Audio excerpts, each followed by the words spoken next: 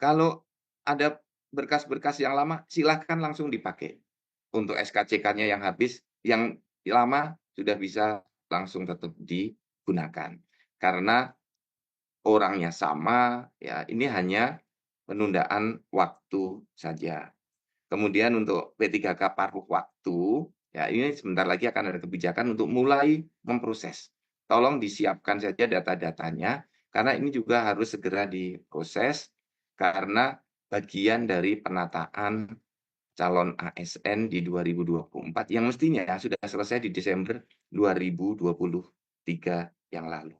Dan yang terakhir Pak Moris, ada pertanyaan tentang penggajian, dan Pak Deputi, Pak Aris, ini ada beberapa pertanyaan yang sangat teknis ya, proses-proses pengusulannya. Nanti Pak Aris bisa menjelaskan, atau Pak Waka, Pak Haryomo sudah sangat pengalaman dengan proses-proses seperti ini. Sekali lagi terima kasih banyak rekan-rekan yang tidak lagi mengangkat honorer. Pak Moris, saya persilahkan terkait dengan penggajian yang tadi sudah dijelaskan dengan sangat rinci. Ini ada pertanyaan dari Kepulauan Aru. Saya persilahkan. Baik, terhadap pertanyaan dari pemerintah Kabupaten Aru ya yang tadi sudah menyinggung bagaimana dengan adanya honorer ataupun pegawai non ASN yang kita sebut sekarang kan tidak honorer lagi tapi pegawai non ASN. Maka memang apabila nantinya di dalam APBD sambil menunggu ya karena tadi dipertanyakan itu adalah ada dua. Pertama untuk calon CASN ya sambil menunggu dia diterbitkan pengangkatannya atau mendapatkan NIK-nya ya yaitu pada Oktober 2025, dan juga satu lagi adalah yang P3K dalam arti termasuk juga P3K paruh waktu tadi yang akan serentak terhitung mulai 1 Maret 2026. Nah, pertanyaannya tadi kan bagaimana penganggarannya, tapi nanti tadi sudah dijelaskan oleh Pak Prof. Judan, Pak Kepala BKN tadi, bahwa tetap bekerja, mereka tetap bekerja, karena mereka memang sudah masuk pangkalan data non ASN dalam lini honorer tadi di database-nya BKN.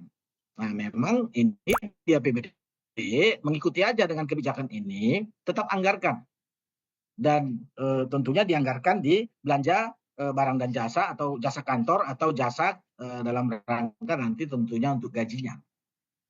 Nah, kemudian juga perlu kami sampaikan bahwa ketika ini nanti penganggarannya ternyata belum cukup, tolong koordinasi dengan BPKAD-nya bahwa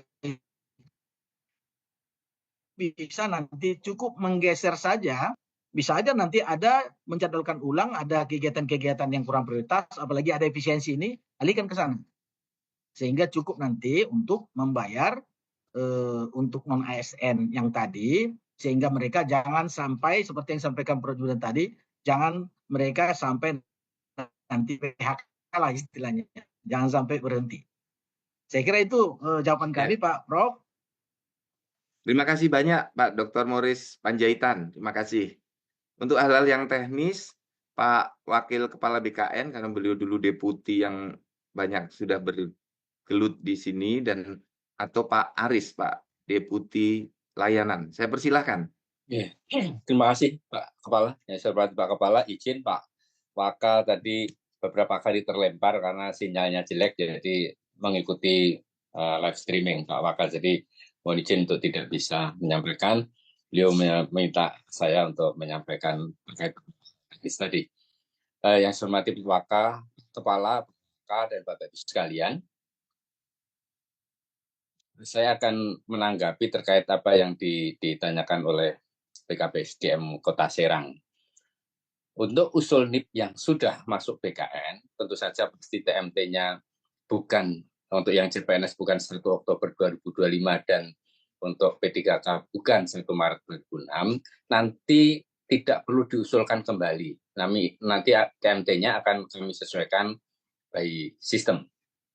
Dan untuk usul baru silahkan nanti di TMT-kan untuk CPNS 1 Oktober 2025 dan untuk P3K 1 Maret 2026. Itu terkait TMT dan usulnya. Jadi tidak perlu usul ulang bagi yang sudah mengusulkan ke BKN.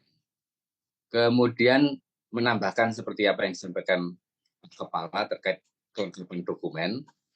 Memang kalau SKCK, keterangan dokter itu ada expired date-nya, ada kadaluarsanya.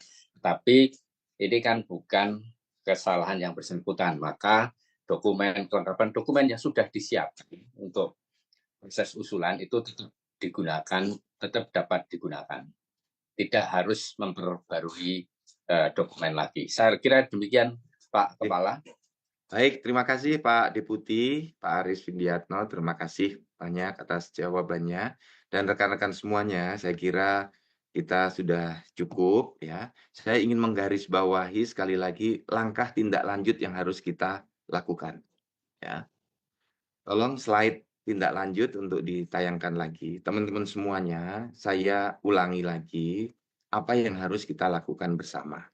Tolong para kepala instansi atau melalui BKD, BKP SDM, BKPP, Biro SDM, Biro Kepegawaian di instansi untuk mengundang, memanggil, mengajak berbicara para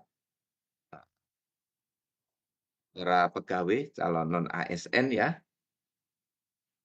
yang saat ini sedang galau. Tolong sampaikan bahwa pasti akan diangkat, proses jalan terus.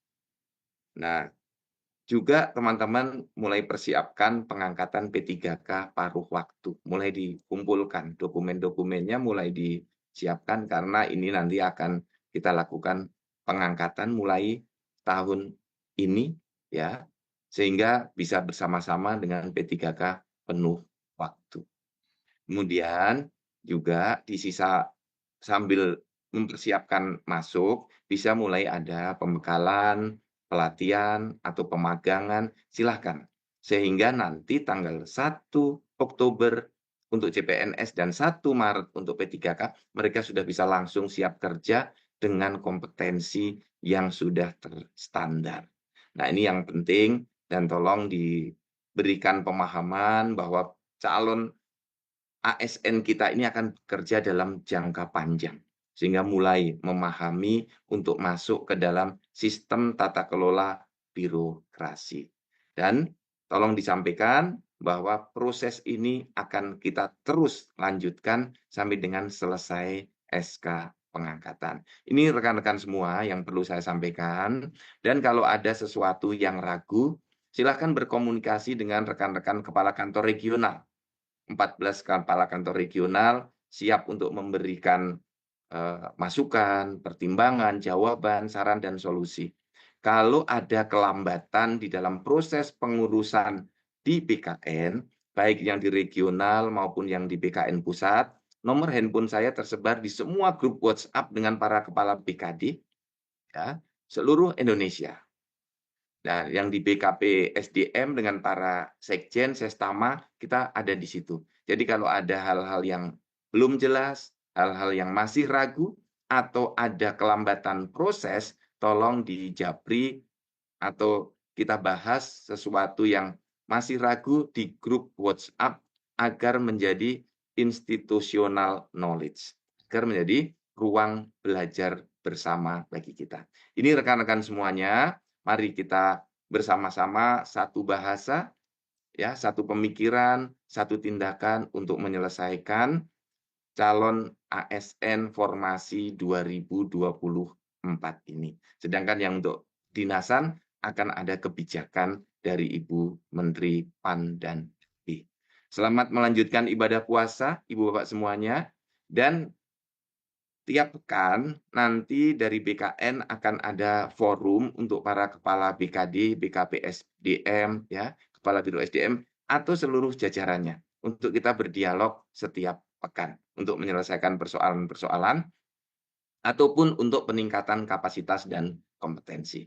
Terima kasih banyak rekan-rekan semuanya, sukses selalu. Semoga Allah Subhanahu wa taala merahmati kita semuanya, memudahkan langkah kita di dalam berkarya dan melayani masyarakat.